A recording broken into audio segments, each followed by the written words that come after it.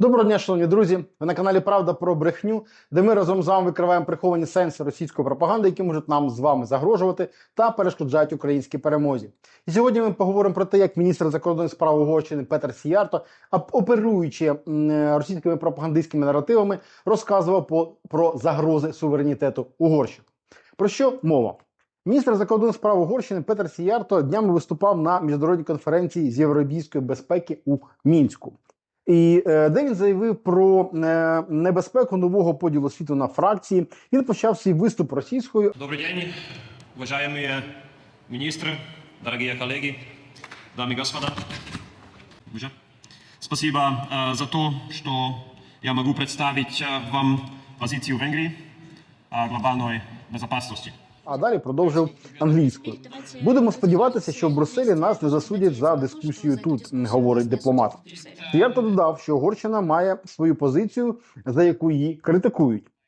Ключове слово сьогодні – це суверенітет. Ми, угорці, дотримуємося свого суверенітету. Є певні сили за межами країни і актори всередині нашої держави, які хочуть, щоб ми відмовилися хоча б від частини свого суверенітету. Але цього ніколи не станеться.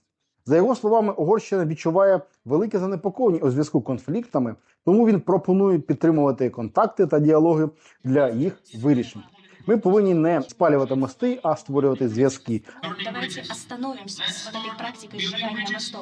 Давайте строїти мости між нашими. Замість того, щоб спалювати мости, будуйте їх, говорить угорський міністр. За його словами, відсутність діалогу в Європейському Союзі привела до менш безпечного та конкурентного простору. Якщо найближчим часом ми не побачимо фундаментальних змін, світ знову розділиться на блоки. І для нас це нічний кошмар, виходячи з досвіду, який ми мали, говорить Сіярто. Відкриємо таємницю для пана Сіярто. Світ уже і так розділився на блоки і фракції, і виною цьому діяльність Росії, такої улюбленої країни, в яку любить літати угорське керівництво, і він також любить обніматися з цими очільниками. Так от саме ці кремлівські очільники створили оцей поділ і наплодили купу різних організацій, які і надалі пробують у своїй структуризації поділити світ на таких собі ущербних, неущербних, гегемонів, негегемонів, залежних, незалежних і так далі, так далі. Але де ж тут російські наративи, про які ми говорили? Так? Буквально у кожному реченні Петера Сіярто. Ключовий момент про те, що Сіярто говорить, що начебто угорському суверенітету щось загрожує. Питання тільки, а з якого боку? З боку України? Нам зараз навряд чи до Угорщини. З боку Росії? Так вони з ними кожного дня обнімаються. А з боку Європи, з боку ЄС? То тоді постає питання, а чому ж тоді вже багато років Угорщина залишається в цій спільноті? І чому угорський очільник, який вже багато років керує Угорщиною, не ставить питання про те, щоб вийти з цього ганебного блоку, який утискає суверенітет угорської держави?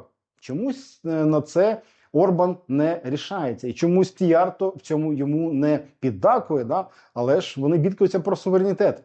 По великому рахунку, ці бідкання про суверенітет є великою маніпуляцією і фактично російським пропагандистським кліше. Саме Росія створює уявлення у тих, до кого може достукати за допомогою своїх каналів пропаганди, про те, що ЄС – це щось таке, куди тягнуть силою, це щось таке, де вас, коли ви туди зайдете, відберуть суверенітет, свободу, економіку, гроші і скажуть, що сидіти і виконувати все, що там заманеться якимось там очільником цього страшного ЄС. Саме таким подає його російська пропаганда для своїх громадян. І ось недавній приклад, саме так намагалися про російські пропагандистські ресурси у Молдові подати ЄС для громадян Молдови, дискредитувати його в будь-яких варіантах, наголосити на тому, що якщо ви вступите в ЄС, то ви завтра будете бідними, якщо ви не вступите, то будете, в принципі, такими, як були і сьогодні, а можливо, краще, якщо приєднаєтесь до тих, знову ж таки, пустих і пустопорожніх утворень, які мавпує і генерує Російська Федерація, створює ці різні брікси, шмікси і так далі, які, в принципі, не наповнені будь-яким економічним, політичним і взагалі міжнародним толковим змістом.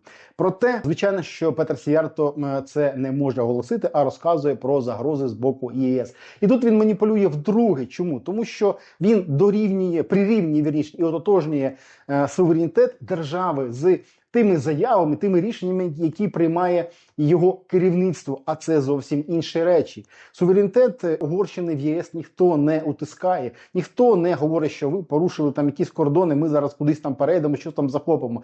Ніхто не говорить про те, що ви там якісь такі не такі, всі вас вислуховують. Ось буквально недавно ми записували відео, де розбирали заяву і виступи Орбана у Європарламенті, де він, в принципі, по великому рахунку зачитував російську методичку, проте ніхто його там не освистав, всі його послухали і, звичайно, що дипломатично і цивілізовано виказали свої думки. Тож, про які утиски говорить Сіярто, да? А якраз тут маніпулятивний момент, де, в принципі, владу дійсно Орбана критикують за необґрунтовану позицію щодо допомоги з боку ЄС Україні, по необґрунтовану і взагалі надуманих прикладах блокування різних європейських ініціатив. І це угорське керівництво перерівнює до тиску на суверенітет. Ні, це тиск на позицію окремої людини, окремої партії, такої як Орбан і такого як Сіярто, але не суверенітет, але не тиск на країну і її суверенітет. Отут полягає ключова маніпуляція, яка теж є такою собі місточком до російської пропаганди. Ну, а щодо місточків, раз ми вже згадали, то, знову ж таки, це черговий популістичний заклик і не більше, бо ми чули вже про налагодження дипломатичних стосунків, місточків і так далі, і від Орбана, і від Сіярто десятки разів. Це все чергове пропагандистське кліше про те, що ми за мир, ми проти війни. Проте ніхто з них, ні Орбан, ні Сіярто, ні разу не обмовились конкретно, що ж вони пропонують у цьому мирі, який вони бачать, як вони його пропонують, хто на яких кордонах зупиняється, хто куди відводить війська, хто платить контрибуції, хто відповідає за жертви, які були нанесені війною в Україні з боку Російської Федерації. Ну, і ще один ключовий момент, як, можливо, така, знаєте, вишенька на тортик. Він говорить тут про конфлікти, і, звичайно, що він натякає на конфлікт в лапках, а по-справжньому це війна в Україні. Проте ні одного разу він не говорить, чому почалася ця війна, хто її розпочав, хто є головним агресором цієї війни і хто вбиває українських громадян.